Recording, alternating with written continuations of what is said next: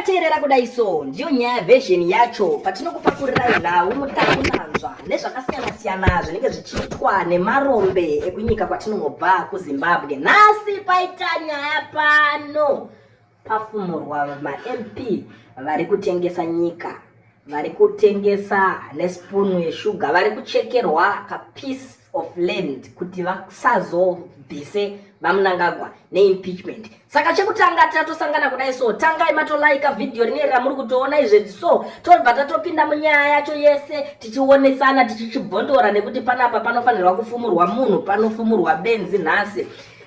Tasangana navachinono wopuwewo vari kutaura kuti zvona I can confirm that these opposition members of parliament are on the list submitted at Melbourne district office today where land was being parceled out.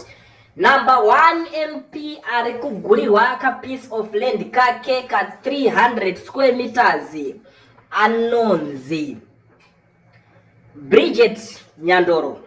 Number 2 tina Nonhlanhla Mthoswa.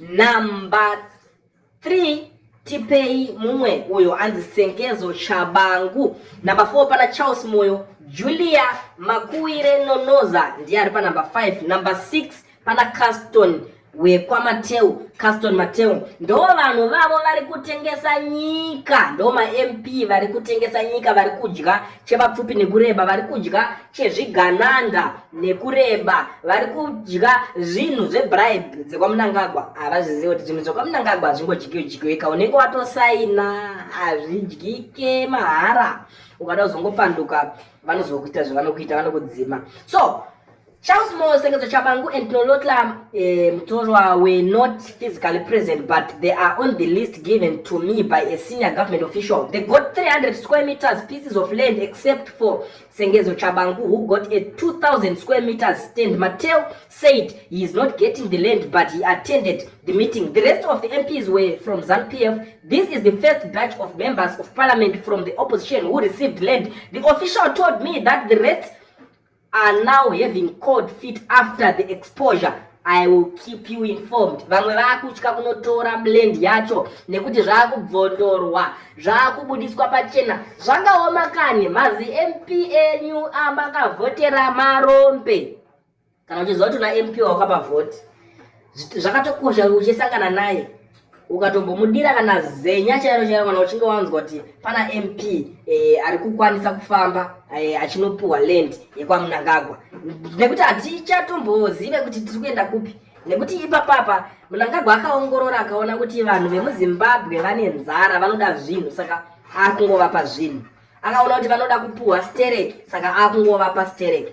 Ndo nyaya iripo, ndo ma-situations atiri kusangana nawo, ndiwo matengeserwo ari kuitwa nyika, vanhu vachidya zvinhu zvezvigananda. Handiziviwo kuti makatarisawo nyaya iyi, hama dzangu munoionawo sei? Nekuti isusu patinodzinzwa tinenge toda kuchema, nekuti zvinhu zvinorwadza vedu kuti wakavhotera munhu ukati ndiye achanotimiririra, osvika ikoko obva atanga kutoita zvinofadza iye dumbu rake zvekuti iye chete agute. Nekuti dai zvaibvira pangadai pasina kana mumwe chete zvake akakwanisa kuvhotera varume ivava kuti vakwanise kunge vachinopinda muparliament kuti vazoita zvinhu zvakadai so zvashoreka kunyadzisa kudai so. Ndo zvinhu zviripo hama dzangu, handiziviwo kuti munoionawo sei. Tiudzeiwo mafungiro enyu mucomment section kuti nyaya iyi yatanzwa pano yataura nayo iyi yevanhu vari kutora land kubva kuzvigananda kana kuti kubva kuhurumende yavaMnangagwa, nyaya iyoyi munoionawo sei? Kana mapedza kukomenda motaura nesu mucomment section. Tichasiyawo pane vamwe vari kutaurawo zvavari kutaura paaudio ipapa,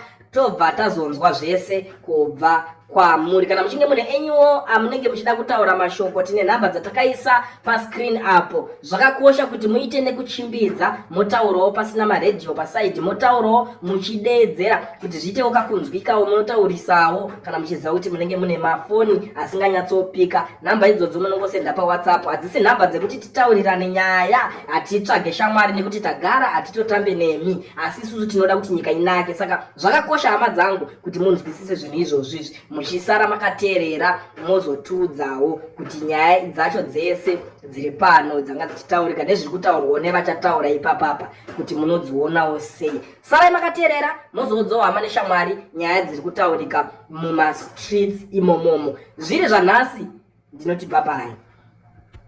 Zimbabwe, nyaya yezimbabwe tikavatisa uso nyaya yezimbabwe varumika ndoda kutaura chokwadi tichasara tisina chatinacho ende tese tichaitiwa vanhu vamunangagwa tese vanhu muzimbabwe sezvatinotoitiswa right now because hapana anofanirwa kusumudza musoro, hapana anofanirwa kuita anything. Angosumudza musoro anourawa, angosumudza musoro anosungwa. Saka nyaya itoripo panapa ezoi achipika nenyaya yekuti ZANU-PF haibvisiwi neringini nepepa kana neika aitorevesa ende munozoona right now kuti even impeachment ari kutenga vanhu kuti impeachment isaitwe. Saka nyaya iripo varumeka. I don't know how kuti general tingataura navo chirudzi chaizvo one on one, handizi kuti tingataura navo chirudzi kana Mdarageza tingataura naye chirudzi. Inini ndine shungu yekuti denda wanane ndataurawo navo inini my views. I've been in politics for long. I've been even munguva yehondo takatorwawo hondo yacho nayo. Ani muri kuona tiri vana mujibu takatoirwa hondo yacho nayo zvakasimba yakona mbichana. So ndine advice inini yandinoda kupa inini kuna Mdarageza kana Mdarachivengo, because apa pasi kuda kuvatisa uswa apa. Vakavatisa uswa varume vaviri ava kava nevamwe vanhu vese vakasungwa vavaka vanhu iva vanourawa ivavo. Ndiri kutaura chokwadi, mark my words.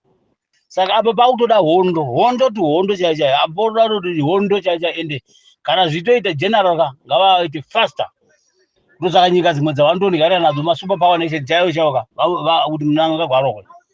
Because apart from that, kutaura chokwadi, apart from that vanonyura vese vanhu ivavo, vanonyura kunyura chaiyo chaiyo. Handiri kutaura inema, vanonyura vese. Vanhu vakutoda masniper chaiwo chaiwo vaikona kutamba votanga kutorova kupirike famu kwachona ikoko, votodambura zvese kusiya riri ground, then vopindira magonyeti ake maservice station ake ese bomba them, then from there anenge ari ipapo ndo panenge awikeniwa ipapo voenda kuna atagwire zvese atagwire zvoitwa the same thing. Because apart from that guys ka hatidi kunyeperana.